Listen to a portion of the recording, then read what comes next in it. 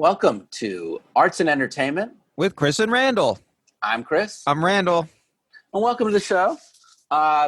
This is part 2 of our discussion about politics and art and whether or not, again, Randall, you framed it better than I did. Well, it's whether that art influences politics, right? Art influences people's minds as regards politics. I guess we're making the case, we're both making the case, aren't we, that art doesn't really matter? In the first part, we hit stand-up, and then we went to the fine arts. And we picked on the fine arts and stand-up first because they are considered always the most questioning of authority. Of all of the arts, stand-up always is attacking whoever the ruling class is, or the ruler is, or the king. And then the fine arts have always been a haven for intellectuals and critical thinkers. And so far, what we've come to on that part is that the very nature of those art forms basically nullify their own criticism, meaning they exist for such a specific group of people that they're only going to affirm the value of whatever that group of people are. In the last episode, we dealt with stand-up comedy, we dealt with poetry, theater, and literary novels. And all of those things, because they are inherently either part of the fine arts or comedy, they're built to question authority. The people who normally do those things are dedicated to questioning authority.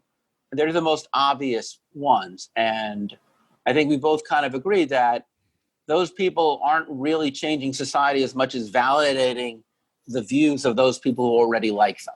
Right, and I wanted to throw you a curveball, Chris. I mean, I think that maybe the real role of these artists and artworks that are radical, in a sense, is to provide like a safety valve for the people on the margins, right? It's like people who disagree with what's going on in the mainstream society, they can sit back, relax, and enjoy a fantasy land where... and you raise a good point, and let's get to it, because the difference between, we really haven't talked about the commercial arts yet. We really haven't talked about mainstream, broad, mass appeal entertainment. And that is true. Stand-up is unique because stand-up, you kind of know what you're getting. But the thing about poetry, the thing about literary fiction, the thing about theater is it's inherently for people who already know they want to see something about society. There already is, there are pre-built-in level of expectations. But what we aren't now going to talk about is the stuff that most people encounter when we talk about entertainment or art or mainstream. So one thing I think I want to start with is genre fiction. Okay. Genre fiction, I would argue, is one of the most politically conservative art forms. All genre fiction? No, but I'm going to talk about the ones that I think are. For example, spy espionage novels, spy novels. There's a few, some of the best ones that are not, like John le Carré is actually very left of center. But the stuff that I read, Mr. Leftist Chris Corbell, like Threat Vector, about a stolen nuclear submarine that only the government can stop. It sounds it sounds like Tom Clancy type stuff. It is Tom Clancy type stuff. And Tom Clancy was absolutely a fairly right of center guy. Ronald Reagan actually quoted stuff out of Cardinal of the Kremlin, which is the second Jack Ryan novel, just to explain how SDI Star Wars would work. So yeah, I would definitely say if you look at military fiction, crime fiction, which is normally about, police, law and detective, order. Law and order. Good and evil. Good and evil. Chris, see, you're bringing up a good point because we talked about this a little bit in the last episode, you've already described yourself as a lefty, right? You're liberal. Yeah. And here you are enjoying these these right-wing works of art. I mean, I won't lie to you. How is that possible? This is my pornography. It's something I do in private. It's something I rarely talk about. It's something that I find amazingly stimulating in the moment. And when I'm done, I feel nothing but shame. But you enjoy it. It's a compulsion. It's an addiction. I've been into it ever since I was 13. And I have to admit, just revealing this among and one more question. Public media makes me worried that for the rest of my life I will be tarred and feathered. Well, one more question. And rightfully so. I deserve that. Okay, one more question. Have reading these right-wing works, have they influenced your politics at all? No, not a damn bit. Not a damn bit. No matter how many times the hero is a member of the most right-wing security apparatus, a hero of the CIA, the Navy, the FBI, a person who fights liberals and communists. Now, I read all this hardcore things where, communists are evil and terrorists are evil, and everywhere you go, only good God-fearing Christians can save our country, or God-fearing Christians and Jews, or God-fearing Christians, Jews and Muslims, whatever. My point is, I read this stuff. It is kind of strange. I mean, in that sense, I don't want to even look for the analogy, but yes, it is. I cannot explain why, on one hand, I find this art form, this mass media art form, incredibly compelling. It's probably just, and yet at the same time, it does not change my politics one iota, because even while I'm in the fantasy, which is what you're talking about here, which is art creating a fantasy, because it creates a fantasy universe, I am free in this fantasy universe to detach my own political feelings and buy into a political ideology that I actually don't believe in the same way that if I was reading a book, a Star Wars book, where I get to be Darth Vader, if I'm playing a video game, I'm playing as Darth Vader, or I'm reading a book from Darth Vader's perspective, I can enjoy being Darth Vader without actually really being Darth Vader. And strangely enough, I picked on Darth Vader because he doesn't exist in the real world. He's considered a recognized form of evil, and everyone is open to being Darth Vader. So if everyone is open to being Darth Vader, then I guess when I'm reading these war-thrilling techno-thrillers, I'm just pretending to be right-wing neocon communist hater. And it's just like playing, it's make-believe. Yeah. It's a safe space for me to explore a point of view that in real life I find abhorrent. Chris, that's a great point. I love that you made that point, because that's how I've always seen art. Art, it creates a space of where you can have a fantasy, right? I mean, there's no limits. You can imagine anything in that space. But then there's a person, a lot of authoritarians, right? They think that that space, that fantasy space that art creates, will somehow influence public opinion, right? I mean, could I get? Yeah, exactly right. There's a thought, and you see it because, first off, and I like that we brought up cops and robbers and spies, because cops and robbers and spies, look, there's a lot of genre fiction. And I really would recommend, if you haven't listened to the one that we did on horror, please go back, because we give horror its due. But the thing about cops and robbers and spies is that in film and TV, as well as the novel, you see these stories play out in all of the popular arts mediums. So yes, your question is, in fantasy, we're given permission, right? Well, I guess, can we get into authoritarians? Well, but it's an authoritarian fantasy, right? This authoritarians are making their argument. There was a show in the early 70s called Today's FBI. And the FBI actually helped produce that show because they wanted people to see the FBI in a positive light after there was already so much negative information coming about the FBI. So would you argue that on some level, every time the United States Navy or Armed Services contributes its military to movies like Top Gun or the Jack Ryan films or the Jack Ryan TV show, that this is authoritarians using their power to help propagate their views through art? I guess we're getting into the question of, does propaganda work? Does advertising work? Yeah. And, it's interesting. I wish I had a link to this, but I remember there was a historian talking about Nazi propaganda, for instance. And Nazi propaganda, I don't know if you've looked at it, but it's very I have. heavy-handed. It's very heavy-handed and unsophisticated. And there's historians who have made the case that Nazi propaganda was not effective.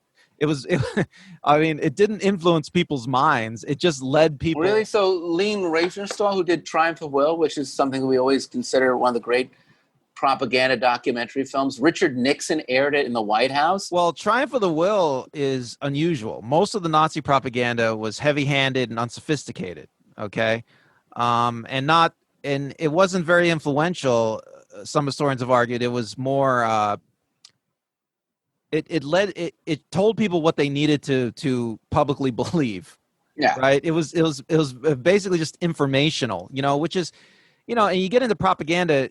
Advertising, I think, is a form of propaganda. I mean, propaganda is really a form of advertising, really. But you get into advertising, and it's like companies are trying to use art to influence your purchasing decisions, right?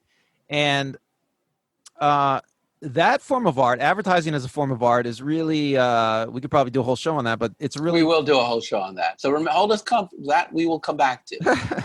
Advertising is really more informational, I would argue. It's giving people information that they're going to use to make purchases. I mean, sure, there's an emotional reactionary aspect to it, perhaps, but and there's also a repetitive aspect to it to just remind you to buy something over and over. But I don't know how effective it is at just actually influencing opinion, and we were talking before the show too about Stalin and Soviet art, and how influential was Soviet art in influencing people's opinions. I mean, well, all of this is important stuff, and we're really getting into now, and maybe we'll hold back for just a brief moment because there's a lot to be said on that topic, which is mainstream. The thing about mainstream art and the powers that be is that there isn't always, and we'll go into greater depths later, but there is an unholy alliance, meaning that TV shows and movies are owned by companies that have ads. And if they don't have ads, they have subscribers. And the key for ads is not to offend your advertisers, and the key to subscribers is not to lose your subscribers. So built into mass entertainment is the desire not to alienate any political point of view. Right now, I guarantee you we've probably lost some people. Not because we're long and boring and ponderous like usually, but because there's people who are like, I'm a staunch fascist, and you're making it seem like fascists just don't have any appreciation for the arts, so I am done with you. Now, this is my bigger point, and I really want to get back to what you're saying in a moment. But if you look at, I'm going to walk away from TV for just a second and look at cinema. If you look at popular films in the last 20 or 30 years or 40 years that are political in nature, that do well, that people see, they're always kind of part of history. They're rarely about what's going on today. And they normally deal with a part of history. Like I've noticed there are a tremendous amount of films about the Bush administration, right? We talked about The Hurt Locker, Vice, Zero Dark 30, which is Bush and Obama, yeah. And then the one that came out last year, Redacted, I think was what it was called, about torture techniques. Oh, right. I don't think it's Redacted. I have to look it up. Right. And then there was the one about Valerie Palmer's outing. What was that called? I don't remember either. I know. We looked it up last night and then we promptly forgot it. But it's a great film with Naomi Watts and Sean Penn. And yes, I've heard people say, why don't you guys actually... You know what? It's the age of Google. We've given you enough. You go Google it. But my point is, all of these quote-unquote political films that focus on things that happened during the Bush administration all come down to just really two things. They come down to, did Bush manipulate 9/11 so that we would invade Iraq? Or did we use, was it right for us to use torture to interrogate? Did we spy on Americans? was a loyal member of the intelligence state, outed because her husband wrote an article that criticized the president. But it's never really there's nothing in any of those films, I would argue, that really talk about what's wrong with a Republican ideology, a war hawk ideology, a military industrial complex that funds itself. It always comes down to these moral tales of, is it wrong or is it right, right?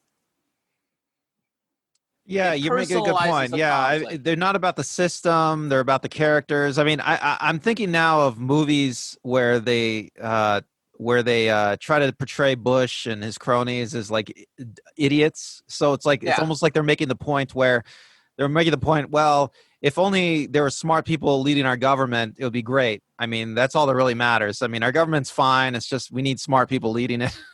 Right. And it's funny, too, because I deliberately ignored W, because I really feel that all of Oliver Stone's political films, W, Nixon, JFK, all of his presidential films, I feel on some level we've already labeled him an agitational propagandist. So it's as if by labeling him an agitprop filmmaker, and because he sometimes does not have fidelity to the actual historical facts, he can say what he wants to say, but whatever he wants to say is immediately dismissed in the same way a stand-up comic is dismissed. Well, or a piece of theater is dismissed. You know, a lot of these movies that have a political bent and they have an obvious political bent, it's really fascinating to me to see the kind of reactions they get from critics who, you know, critics who are like more right wing. You know, they always come out with reviews when these movies come out about how these movies are false and they're lies, and you know, they're portraying everything wrong. And so these movies aren't changing minds. I mean, when did a conservative critic watch like a George Bush movie and say, you know what, this movie changed my mind about the Bush administration? Well, I mean, no, I did thank see you for making this movie. I saw the Michael Bay film about Benghazi, which was very entertaining, and it absolutely did not change my mind about Obama or Benghazi at all.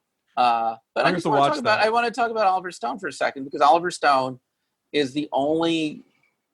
John Sayles is too, but John Sayles is really rarefied air, whereas Oliver Stone is the only filmmaker I know. Well, one of two, but he's the only one who's really out there talking about a systematic issues and ideological issues. But because he is an agitational propagandist, because he does not have a fidelity to the facts, because we've already placed a label on him that we place on our Arthur Miller plays, as we mentioned before, or our Lenny Bruce, is that, yeah, he's a pot smoker. Yeah, he's a little nutty. So, like, it allows us to still not question our own society because he's the one doing it. I would argue we are not including Michael Moore because he's a documentary filmmaker, but God knows Michael Moore is probably the closest we've come to somebody in the commercial arts who can get his movies into theaters that can actually attack a system.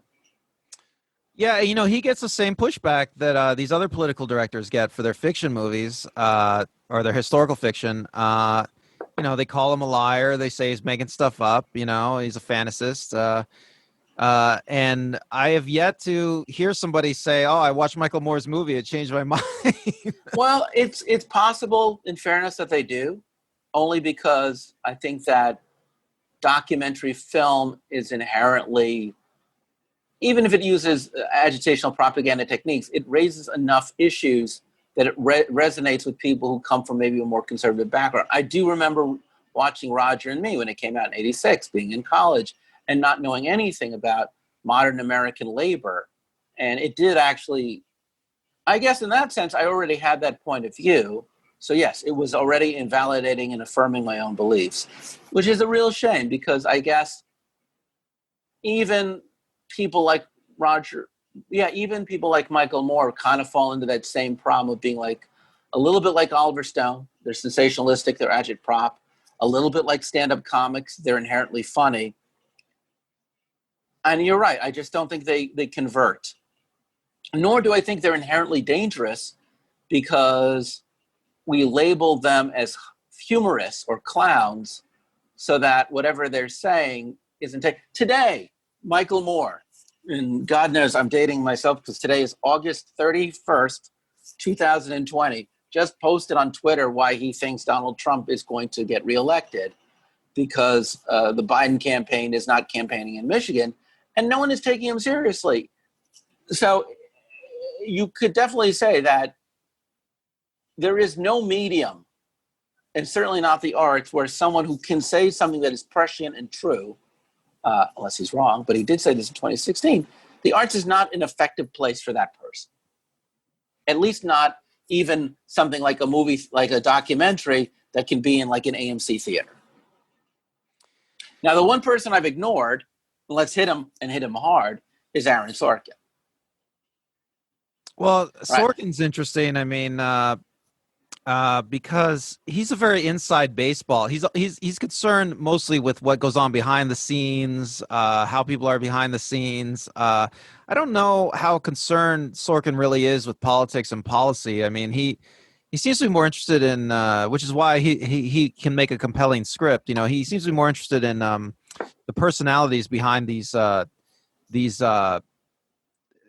behind what's going on in the government, in power. Right? I mean, he's... Yeah, I think that Sorkin is actually, in some senses, the worst. Like, Sorkin on the outside surface seems like a liberal fantasy. Like, yeah, he's socially progressive. Yeah, he's really arguing for change in our society. And, you know, he did The Newsroom, where he attacks people like Romney, and he did The West Wing, where he has a lot of bad Republicans in it. And even if you really get down to it, A Few Good Men is very much an attack on ultra anti-communist military, right? Like, we guard the wall, you know. I don't know. I think he gives those people a lot of speech, right? But you can't handle the truth, right? He gives those people their due. Yeah. He gives those people their due. And, you know, I remember the last season of West Wing, he comes up with the Republican who runs against Santos. Santos is supposed to be Obama, but I can't remember now. A California senator who's a Republican, played by Alan Alda, one of the most biggest liberals there is. And they make him like a John McCain, you know, like a Republican with gravitas. And it just becomes very clear that really, he's the epitome of what's wrong to me. Sorkin always attacks. He only is a champion for social liberal issues, you know, that have to do with not with economics, but just have to do with like social stuff. And he always argues that really we're all the same, you know, and Republicans and Democrats who aren't crazy, as long as they're not crazy, they can meet in the middle. Well, you're making a case that he's really politically moderate, which I would agree with, honestly. Well, it's worse, because it's just worse with Sorkin than it is with Stone. Stone can be written off as a lunatic, and people go, he's so funny and entertaining. Michael Moore, he's so funny and entertaining. But Aaron Sorkin, he's a reasonable guy, though I'm a Republican or I'm a wealthy Democrat. I like that, you know. He says that really, as long as we are good about social issues, economic issues just don't matter. But Chris, and economic issues is really where I feel art and mainstream art, it's the place they will not go. Well, you're right, but Chris, aren't we making the point that art doesn't really seem to influence politics or public opinion? I mean, aren't we making that point? Well, I would just say that I'm not sure yet. All I can say is that Aaron Sorkin is something unique, which is, I feel that he is coasting off our society's desire for finding a way of making political art that is not political. You know, like he's the Diet Coke of politics. Meaning, I know you like the taste of Coke, but you don't want the sugar.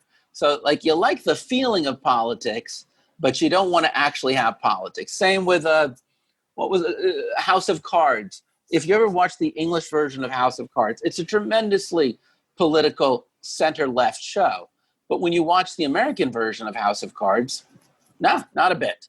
You know, It's just about pure power.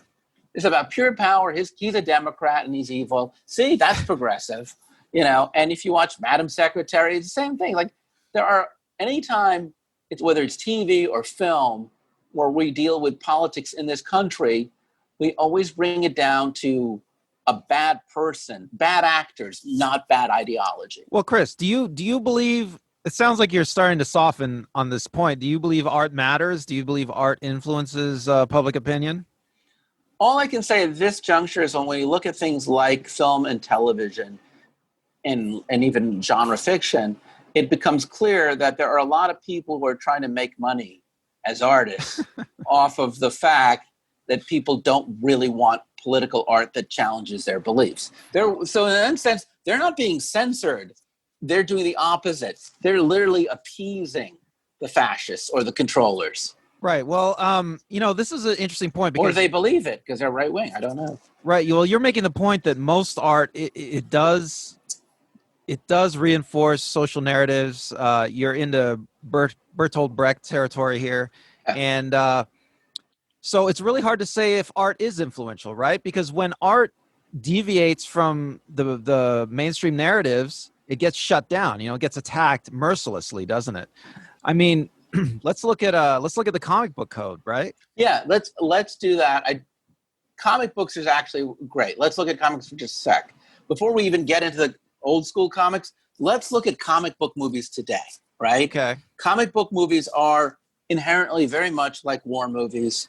You have this great thing on war movies. Please say it again, because in our pre-discussion you talked about it. Before I get into comic, remind me what I said. Well, not only do you see this in movies about politics, but movies that are about war never really attack the ideology behind the war, right? Like movies about Vietnam really don't get into the ideology of Vietnam. You said this about The Hurt Locker. It never really gets into the ideology of what we were doing. Well, I think The Hurt Locker is like there were forerunners, but I think The Hurt Locker is the prototype of the war movie that's apolitical. Yeah, right? Because it's just about a man. He could be anywhere, right? Right. It's just about a guy doing a job who happens to be in a war. Right. And then the bigger question, same with American Sniper by Clint Eastwood, right? Right. He's just a very good sniper. Right. I mean, that's just his job. I mean, he could be a postal clerk. Yeah. Right. So, it's so, and it gets to this weird place, I think, in Zero Dark 30, where no one likes Osama bin Laden. So, yeah. No one likes Osama bin Laden. You obviously don't like him. Oh, wait a second. They're using cruel and unusual torture devices to get to this fact. Well, that's the great thing about Zero Dark. Right. That's the great thing about Zero Dark 30 is the movie tries not to take a stand on whether or not torture is effective. Yeah. I think I would say. I would agree. It's trying not to. It's the same filmmaker, Kathryn Bigelow, who made Hurt Locker, who was trying not to make a stand on whether or not we should have been in Iraq or Afghanistan. I don't remember, but I should have checked it out. Right. There's an interesting movie, and by contrast, there's an interesting movie. I think it's called Green Zone, starring Matt Damon. Oh, I saw that. I believe Green Zone very explicitly makes the case that we should not be there, and the whole war was ridiculous. And I believe that was Paul Greengrass, who makes these great political films and Bourne movies, because he did Flight United 88. Greengrass, by the way, started out as a journalist back in the 70s. He interviewed a member of MI5 and put out this book called Spycatcher. And the British government prevented him from publishing the book for a very long time. And they had to redact all this stuff. And he was considered this horrible man for trying to show how the government apparatus works. Well, this shows a great contrast between Greengrass and Bigelow. Bigelow, who made Hurt Locker. Greengrass is a former journalist. He's concerned with how the world works. He's interested in how the world works. He wants to know the truth about things. Bigelow is merely, I don't know, I guess the best word for it is a toady. She makes movies for the powerful. In Hollywood. She makes movies to be married to James Cameron. Right. And then she became a lesbian. Became quote unquote. Well, I don't know if that's what makes her bad. I just know that I'm not saying she's bad. I'm just saying they're two different people with two different life arcs. But she is a product of, actually, full disclosure, my sister worked with her on commercial once and said she's just a horrible person. Well, so I'm very obviously prejudiced against Kathryn Bigelow. She's So, obviously somebody who is wants power and makes movies to appease power. I mean, that's quite she's obvious. definitely, I would say that Kathryn Bigelow is definitely part of, she's Hollywood. She does big blockbuster films. And this is she did Zero Dark 30, and Hurt Locker is a foray into what's called the war movie. And I think she honestly and naively believed that she could do this in an apolitical manner. Well, I don't think she was naive at all. I mean, she knew exactly what she was doing, and now she's a big director. I mean, of course, the powers that be want a political war movie. That's exactly what they want. You know, I've noticed something about, now we're going off on a crazy tangent, but I've noticed something about modern American war movies, which, you know, a lot of these superhero movies I might include in that category. Modern American war movies seem to be a celebration of America. And that's absolutely right. And let's go right to the superhero movie, because the superhero movie is exactly in the same field. The superhero movie, classically apolitical, classically deals with good versus evil, ultimate good versus ultimate evil. The films take they play well in China. They're designed for other cultures. They don't criticize other cultures. They never deal with issues of class. They never deal with they exist. I found out that Ike Behar, the executive producer up until recently of all the Marvel films, is a major contributor to the Trump campaign. Did you know that? I cannot help but feel that that probably has influenced the stuff, because comic books in its inception was a pretty left of center thing.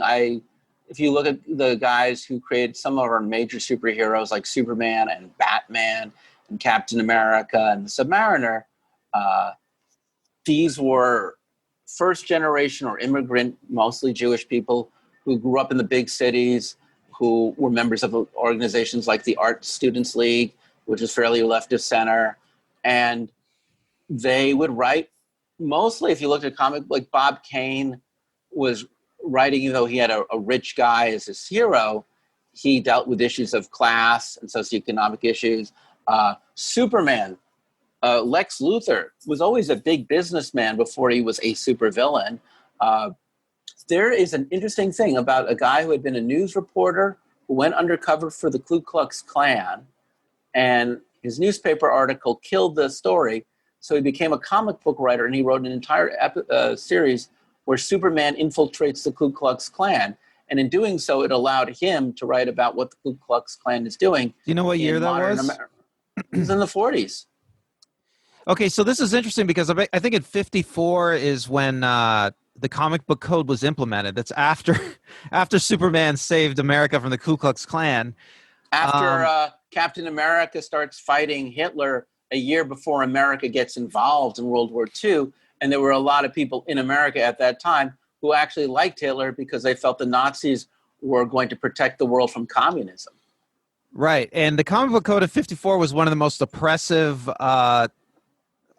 forms of censorship ever, I think, in the history of the world. I mean, it basically destroyed the comic book industry. There were dozens of comic book publishers, and it left only like two, right? Marvel and DC. And it in America told Marvel and DC what they could do, which is, Superman, they went after Batman and Robin and said there was something unholy or unsound about an older man and a male sidekick. They were implying homosexuality. And it's interesting because instead of they didn't go after the comic books. There was a book that was called The Corruption of Innocence. Seduction of Innocence. Seduction of Innocence. So instead of really saying, hey, this is turning America into socially progressive, critical thinkers, they would say, well, psychologically, this is bad for the development of children. And it establishes what would become, because the Hays Code, too, I guess, if you went to the 30s, but it's this long-running belief that if you want to censor something in America as a government, you don't challenge it on political territory. You challenge it on the health of children's psychological development. Well, this is like a whole other subject practically. It's like, so we're asking the question, does art influence the public? And then you get into this question of does art influence the growing young mind? You know, and in 1954 they asked that question and said yes, and they banned practically all the comic books. It's a very interesting story too, because EC Comics, which also put out Mad Magazine, they had Tales from the Crypt, and all they did was horror comics, just frightening horror, monster, torture. Really, if there was ever a comic book company who should have been banned or censored, it was EC for its graphic use of violence and monsters. There's that famous cover. You gave me the book where there's like a little piece of wood that it's about to pierce someone's eye. You remember? Because you gave me the book. I still have this book. I got to return it to you. It's only been 15 years, so I'll get around to it soon. But they were able to not be censored because they said that EC stood for Educational Comic Book. So brilliant. They were able to not only write things that were just completely psychologically devastating, but they were able to write stories about like Nazis in hiding. They were able to put out Mad Magazine, which was very much satire, at least got to be critical of society. But DC and Marvel, all they could do, because they saw that, was put out monsters and modern romance. That was it. Just love stories, Archie comics, science fiction stories. All of Superman's villains start to become silly. Like, that's where you get Mr. Meeplex. That's when all of a sudden you have like the Riddler and the Batman characters become. Marvel puts out no superheroes in the 50s. You know, I want to say completely non. Right, and I want to say by contrast. Okay, so here's an interesting contrast. So Japan loved comic books too, and they never implemented a code. Now Japan has always been famously hands off about censorship. They just don't care over there. And their comic book industry grew and matured by leaps and bounds compared to the U.S. comic book industry until we got to the modern era where their animated TV shows based on their comic books have become like a cultural force all over the world. Well, And I will say, go ahead, sorry. And to argue that, and to make some sort of argument that their art, which has continued unimpeded, uncensored, their comic book art especially, to make an argument that their comic book art has somehow destroyed the fabric of their civilization, warped the minds of the citizens of their country, it would be an impossible argument to make on every social metric that you might measure compared to the United States. Japan is superior. You know, they're superior in education levels and crime and all sorts of things, right? So, I mean, how can anyone make an argument that even exposing young children to any kind of art will somehow warp their mind? I mean, it seems to be an impossible argument to make, honestly. Like, I don't see any evidence that that's the case. Two things. First off, let me just finish my thought, which is, yes, social criticism and social relevancy did return to comic books in the 60s and 70s. So it was just lost in the wilderness for about late 40s to early 60s. Your bigger question, and is a really great question, is the corruption of youth and censorship is a great place to end this section, because we've really talked about mainstream art, and we've talked about movies and TV, which I really think, in comic books to a degree. But now I really want to get into, with you, the way that governments truly censor or boulderize art, in the way it deals with it and the way it even propagates art. So that will be our third chapter, which is coming up right after this, where now we're not just talking about it around the edges. We're really talking about real intervention and the question of how corruption of the youth is used often as a bulwark. Please stick around for that episode. This is Chris Corbell. This is Randall. And we will continue this conversation later. Thank you for listening.